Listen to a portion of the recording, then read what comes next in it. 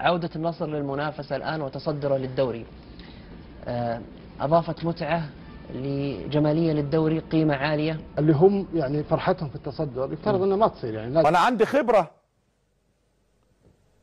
خبرة، اعرف مين زبل ومين مش زبل. يعني من حقك انك تنبسط من فريقك بس مو بالشكل المبالغ فيه ذا.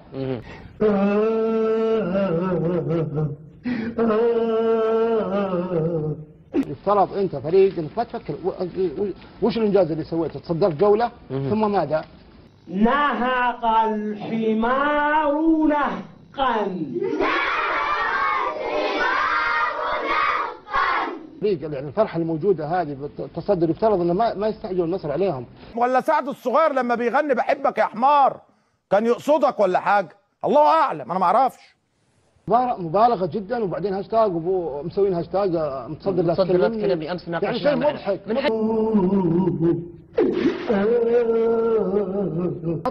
يعني انت تقلل من فريقك لما انت تفرح بتصدر جولة واحدة، لما تفرح بتصدر جولة واحدة تقلل من قيمة فريقك. يومي الطفل دايم وانا اكل التراب، اكل التراب، اكل التراب. انا اقول للنصراويين يعني صراحة يعني انه الاحتفال بصدارة جولة تقليل من فريقكم هذا. زبل المتزبل لما يتزبل يبقى زبلة.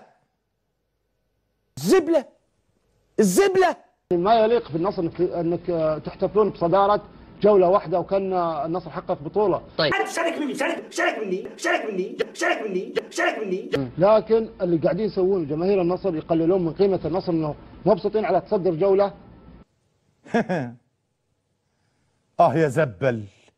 اتكلم عن حاجة واقولها واكررها المرة الأخيرة، هذه الفرحة المبالغ فيها من حقكم تفرحون، لكن المبالغة فيها هذه الفرحة قللت من قيمة النصر. الحمار فاعل مرفوع بالضمة. الحمار فاعل مرفوع بالضمة.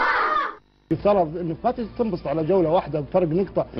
يا ريته زبلة بتنفع، ده حسالة الزبال. في المباراة الجاية لو صرت وصيف من حق جمهور الهلال يحطون هاشتاج وصيف مالك وجه تتكلم، وصيف مالك وجه تتكلم، وصيف مالك وجه تتكلم.